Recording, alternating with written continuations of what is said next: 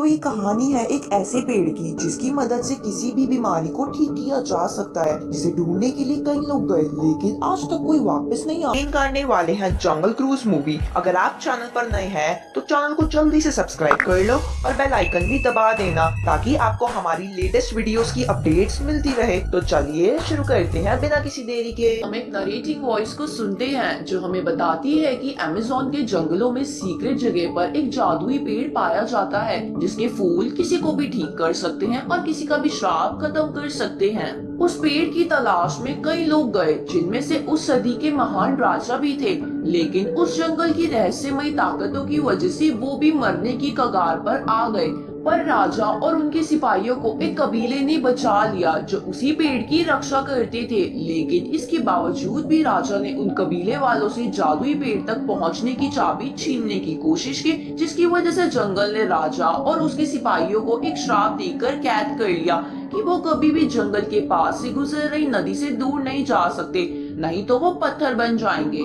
इसके बाद scene change होता है जहां लंदन के एक म्यूजियम में मैकग्रेगर नाम का बंदा सभी आर्कियोलॉजिस्ट को इसके बारे में बता रहा था, क्योंकि उन लोगों को हाल ही में उस जादुई पेड़ तक पहुंचने की चाबी मिली थी और मैकग्रेगर उसे पाकर सभी के लिए दवाई बनाना चाहता था। लेकिन वहां बैठे आर्कियोलॉजिस्ट उसकी बातों पर विश्वास नहीं कर रहे थे क्योंकि उन्हें लग रहा था कि वो सारी स्टोरीज नकली हैं। ये देखकर मैकग्रेगर उन सभी को बातों में उलझाने लगता है और उसकी बहन लिली चुपके से म्यूजियम में जाकर वो चाबी चुरा लेती है, लेकिन वहाँ आया हुआ एक जर्मन प्रिंस लिली को चाबी चुराते हुए देख लेता है जो कि खुद भी वहाँ चाबी लेने आया था।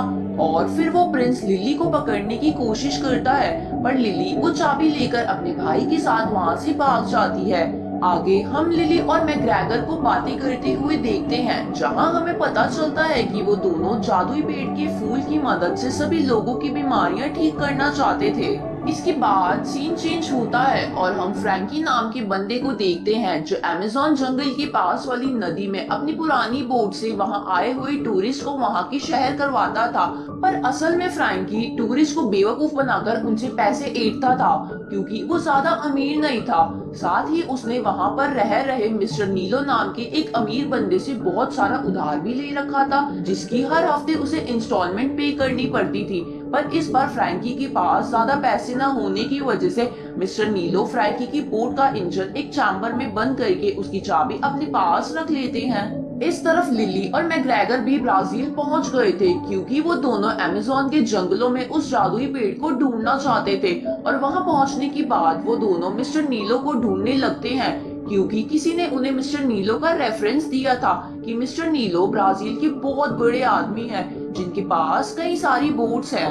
अब लिली घूमते घूमते मिस्टर नीलो के ऑफिस में आ जाती है जहां फ्रैंकी बैठा हुआ था क्योंकि मिस्टर नीलो के ऑफिस में उस चैम्बर की चाबी ढूंढ रहा था। इसके बाद लिली फ्रैंकी को मिस्टर नीलो समझकर उससे जादुई पेड़ के बारे में सब बताती है और उन दोनों को वहां तक ले जाने के लिए कहती है, जिस पर फ्रैंकी पहले तो मना कर देता है, लेकिन लिली के ज्यादा पैसे देने पर वो वहां जाने के लिए हाँ कर देता है। पर साथ ही वो लिली को कहता है कि उसकी बोट की चाबी एक अलमारी में रखी है, पर उसे उसकी चाबी नहीं मिल रही। तो लिली एक पिन की मदद से वो अलमारी खोलकर फ्रैंकी को उस चैम्बर की चाबी दे देती है। इसके बाद फ्रैंकी लिली को बोट तक ले जाने लगता है, पर रास्ते में उन्हें मैकग्रेगर मिल जाता है जिसके साथ असली मिस्टर नीलो थे।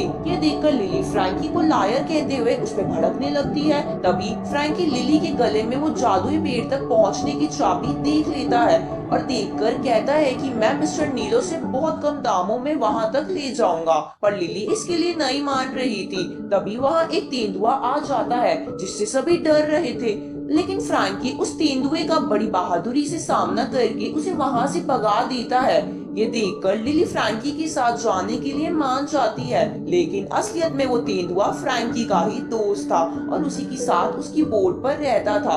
अब लिली और मैकग्रेगर फ्रैंकी की बोट में बैठकर अपने सफर के लिए निकल जाते हैं, पर सफर में थोड़ा आगे बढ़ते ही वहाँ वो जर्मन प्रिंस अपनी सबमरीन लेकर आ जाता है और फ्रैंकी की बोट पर मिसाइल से हमला करने लगता है क्योंकि वो उस जादुई पेड़ तक पहुँचने की चाबी लिली से छीनना चाहता था। लेकिन फ्रैंकी चालाकी से जर्मन प्रिंस की सबमरीन को वही डॉक पर फंसा देता है और खुद उन दोनों को लेकर तेजी से आगे बढ़ने लगता है। आगे फ्रैंकी लिली से उन लोगों के बारे में पूछता है, पर लिली को भी जर्मन प्रिंस के बारे में कुछ नहीं पता था। रात को जब मैकग्रेगर और वो सब सोने जा रहे थे, तभी वो तेंदुआ बाहर आ जाता है, जिसे देखकर लिली फिर से फ्रैंकी पर चिल्लाने लगती है, क्योंकि फ्रैंकी ने दोबारा उनसे झूठ बोला था। दूसरी तरफ हम उस जर्मन प्रिंस को देखते हैं जो एक अंधेरी गुफा में जाकर अमेज़न नदी के पानी की मदद से राजा और उसके सिपाहियों को पत्थर से नॉर्मल बना देता है। लेकिन इतने सालों तक वहां रहने की वजह से राजा और उन सिपाहियों के पास बहुत सी ताकतें आ चुकी थी। इसके बाद जर्मन प्रिंस राजा से बोलता है कि वो जादुई पेड़ तक पहुंचने की चाबी ढूंढने में उसकी मदद करे। बदले में वो उस जादुई पेड़ के फूल की मदद से उनका श्राप खत्म कर देगा, जिसके लिए राजा मान जाता है। इस तरफ फ्रैंकी, लिली और मैकग्रेगर पानी की तेज बहाव में फंस जाते हैं और एक बड़े से झरने से नीचे गिरने वाले थे। लेकिन फ्रैंकी जल्दी से अपनी बोट को दूसरी तरफ मोड़कर तेजी से उन दोनों के साथ वहां से निकल जाता है। आगे वो सब आराम करने के लिए एक जगह पर रुकते हैं, जहां लिली घूमते हुए फ्रैंकी के चैम्बर में चली जाती है, जहां वो कई सारे रिसर्च पेपर्स और मैप्स देखती है, जिससे वो समझ जाती है कि फ्रैंकी भी कई समय से उस जादुई पेड़ तक पहुंचने का रास्ता ढूंढ रहा है। और इसके बाद वो इस बारे में फ्रैंकी से पूछती है, क्योंकि उसने पहले कहा था कि वो इन बातों में विश्वास नहीं करता। तो फ्रैंकी लिली से कहता है कि हाँ, मैं मानता हूँ कि मैं पहले उस जादुई पेड़ को ढूंढने की कोशिश कर रहा था, पर बहुत ज्यादा ढूंढने के बाद मुझे ये विश्वास हो गया कि ये पेड़ है ही नहीं। तो लिली फ्रैंकी को वो चाबी दिखाकर कहती है कि अगर ये चाबी असली है तो वो पेड़ भी जरूर होगा।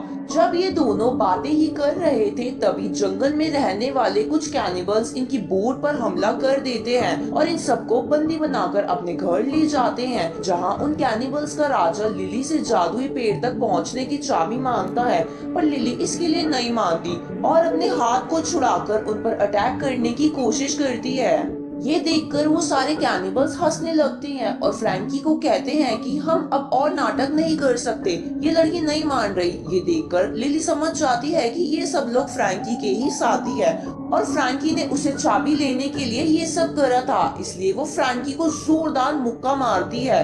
आगे लिली उस कबीले की औरत को वो चाबी दिखाकर उस पर लिखी भाषा पढ़ने को कहती है, क्योंकि वो बहुत ज्यादा प्राचीन थी, जिसे बस वही लोग पढ़ सकते थे। तो वो औरत चाबी देखकर बताती है कि इस पर जादुई पेड़ तक पहुंचने के रास्ते के बारे में लिखा है। तभी उस कबीले पर राजा और उसके सिपाही हमला कर देते हैं, क्योंकि वो उस चाबी को पाना चाहते थे। तो कबीले के लोग और बाकी सब भी राजा और उसके सिपाहियों से लड़ने लगते हैं, लेकिन वो सब राजा और उन सिपाहियों को नहीं हरा पा रहे थे। और इसी बीच राजा फ्रैंकी की छाती के अंदर भी एक भाला घुसा देता है, जिसकी वजह से फ्रैंकी सभी पेड़ से टकराते हुए नीचे पानी में बह जाता है। इसके बाद लिली और मैकग्रेगर उस लेडी के साथ एक बोट में बैठकर वहां से भाग जाते हैं और राजा और उसके सिपाही भी उनका पीछा नहीं कर पाते, क्योंकि वो लोग पानी से बहुत दूर जा चुके थे। और अगर राजा और सिपाही भी उनके पीछे जाते तो वो लोग फिर से पत्थर बन जाते। इसलिए राजा अपने एक सिपाही को कहकर जर्मन प्रिंस को लिली को पकड़ने का मैसेज देता है। आगे जब लिली और वो दोनों आगे बढ़ रहे थे, तभी लिली को नदी के पास फ्रैंकी मिलता है, जो अभी भी जिंदा था। ये देखकर लिली फ्रैंकी से पूछती है कि भाला लगने के बाद भी तुम मरे क्यों नहीं। तो यहाँ पर फ्रैंकी अपना पूरा सच बताता है कि वो राजा का भाई है और उस जमाने में वो राजा के साथ जादुई पेड़ को ढूंढने निकला था, क्योंकि उस जादुई पेड़ के फूल की मदद से राजा अपनी बेटी की बीमारी को ठीक करना चाहता था। लेकिन अपने सफर में आगे बढ़ते समय हमें बहुत सी कठिनाइयों का सामना करना पड़ा था, जिसकी वजह से हम मरने की हालत में आ गए थे। पर उस फूल की रक्षा कर रहे कबीले वालों ने हमें बचा लिया। लेकिन हमें बचाने के बावजूद भी राजा उनसे उस जादुई पेड़ तक पहुंचने की चाबी छीनना चाहता था और इसलिए उसने पूरे कबीले को आग लगा दी थी। ये देखकर मैंने राजा को रोकने की कोशिश की, लेकिन इसके लिए बहुत देर हो चुकी थी, क्योंकि मरते समय उस कबीले के राजा ने हमें एक श्राप दे दिया था, जिसकी वजह से हम इस नदी से ज्यादा दूर नहीं जा सकते, नहीं तो हम सब पत्थर बन जाएंगे। और इस श्राप को उस जादुई पेड़ के फूल की मदद से ही तोड़ा जा सकता है। इसलिए मैंने राजा और उसके सिपाहियों को नदी से कैद कर दिया, जिससे वो पत्थर बन जाएं, ताकि वो किसी किसी और को नुकसान ना पहुंचाए। और तब से मैं 400 साल से यहाँ रहकर उस फूल को ढूंढने की तलाश कर रहा था। साथ ही मैं श्राप की वजह से मर भी नहीं सकता। ये सब सुनकर लिली समझ जाती है कि फ्रैंकी वो सब क्यों कर रहा था और वो मन ही मन उसे चाहने लगती है। इसके बाद वो मैकग्रैगर को एक जगह छोड़कर जादुई पेड़ के लिए आगे बढ़ने लगते हैं, क्योंकि मैकग्रैगर के पैर में चोट लग गई थी और उसे आराम करने की सख्त जरूरत थी। दूसरी तरफ हम उस जर्मन प्रिंस को देखते हैं जिसे राजा का मैसेज मिल जाता है और वो जादुई चाबी को ढूंढने के लिए आगे बढ़ता है, जहाँ रास्ते में उसे मैकग्रैगर अकेला मिलता है।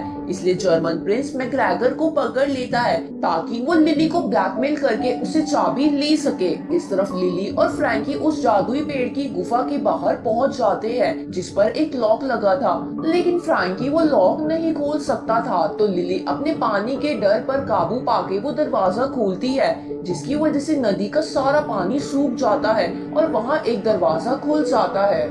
और इसके बाद वो फ्रैंकी से कहती है कि अब हमें उस जादुई पेड़ का फूल मिल ही जाएगा और फिर हम दोनों साथ में लंदन चलेंगे। तभी जर्मन प्रिंस वहां आ जाता है और मैकग्रैगर के ऊपर गन पॉइंट करके लिली से चाबी लेने के लिए उसको ब्लैकमेल करता है। और फिर वो जर्मन प्रिंस उन सबको अंदर ले जाता है, जहां वो सब देखते हैं कि वो पेड़ सूखा पड़ा हुआ है। ये देखकर जर्मन प्रिंस लिली को कहता है कि मुझे पता है कि इस पेड़ को तुम फिर से ठीक कर सकती हो, तो जल्दी से इसे ठीक करो, नहीं तो मैं तुम्हारे भाई को मार दूंगा। वो जर्मन प्रिंस उस फूल को पाके पूरी दुनिया पर राज करना चाहता था, पर उसके कहने पे भी लिली उसे मना कर देती है। लेकिन उसी वक्त फ्रैंकी कहता है मैं इस पेड़ को ठीक कर सकता हूँ, लेकिन बदले में तुम्हें मुझे भी एक फूल देना होगा। तो इसके लिए वो जर्मन प्रिंस मान जाता है। फिर फ्रैंकी जर्मन प्रिंस से वो चाबी लेकर पेड़ को ठीक करने की कोशिश करता है, पर वो पेड़ को ठीक नहीं कर पा रहा था। तो लिली जर्मन प्रिंस से कहती है कि मैं इस पेड़ को ठीक कर दूंगी, लेकिन बदले में तुम्हें मुझे भी एक फूल देना होगा। तो जर्मन प्रिंस कहता है कि पेड़ को कोई भी ठीक करो, लेकिन फूल मैं एक ही दूंगा। तो फ्रैंकी लिली को इशारा करते हुए जर्मन प्रिंस को कहता है कि जो पेड़ को ठीक करने के बाद जिंदा बचेगा उसी को फूल देना। इसके बाद लिली दीवार पर लगे निशानों को समझते हुए वहाँ वो चाबी लगा देती है, जिसके बाद वो बड़ा सा पेड़ खिल उठता है।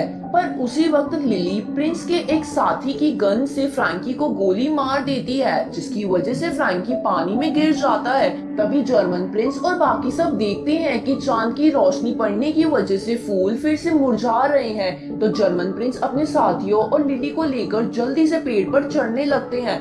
दूसरी तरफ हम फ्रैंकी को देखते हैं जो पानी से बाहर आके मैकग्रैगर को जर्मन प्रिंस के सिपाहियों से बचा लेता है, और उसके द्वारा मैकग्रैगर को बचाते हुए ही लिली जर्मन प्रिंस के सिपाहियों से हाथ छुड़ाकर जल्दी से भागती है और आखिरी बचा हुआ फूल तोड़ लेती है। तो वो प्रिंस लिली से वो फूल छीनने की कोशिश करता है, तो लिली वो फूल फ्रैंकी को दे देती है। तभी वहाँ राजा और उसके सिपाही आ जाते हैं और जर्मन प्रिंस को मारकर फ्रैंकी से फूल लेने के लिए उसके पीछे पड़ जाते हैं। तो फ्रैंकी मैकग्रैगर और अपने साथी तेंदुए को बोट से बाहर कर देता है और राजा और उसके सिपाहियों के बोट पर चढ़ते ही अपनी बोट को एक दीवार पर टकरा देता है, जिसकी वजह से दीवार टूट जाती है और नदी का सारा पानी वापस बाहर जाने लगता है। दूसरी तरफ मैकग्रैगर लिली को फूल दिखाकर कहता है कि फ्रैंकी ने ये फूल मुझे दे दिया था और अब वो अपनी जान देकर हमें बचा रहा है।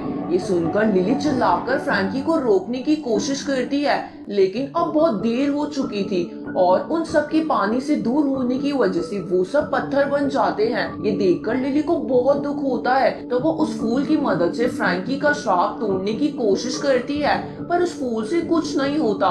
तो वो निराश होकर मैकग्रैगर के साथ वहाँ से जाने लगती है, पर तभी वो पीछे मुड़ के देखती है कि फ्रैंकी वापस से इंसान बन गया है और उसका श्राप भी खत्म हो गया है। ये देखकर लिली बहुत ज्यादा खुश हो जाती है। तभी वो देखते हैं कि एक फूल पर चांद की रोशनी ना पड़ने की वजह से वो अभी भी बचा हुआ है, जिसे मैकग्रैगर अपने पास रख लेता है। आगे हम देखते हैं कि लिली और फ्रैंकी साथ में रहने लगते हैं और मैकग्रैगर उस फूल की मदद से लोगों को ठीक करता है। और इसी के साथ ये मूवी यहीं पर खत्म हो जाती है। वीडियो को पूरा देखने के लिए आपका शुक्रिया। वीडियो का कौन सा पार्ट आपको सबसे अच्छा लगा कमेंट करके जरूर बताएं और मुझे इंस्टाग्राम पर भी फॉलो करना ना भूले। तो मिलते हैं आपसे अगली वीडियो में, तब तक के लिए गुड बाय।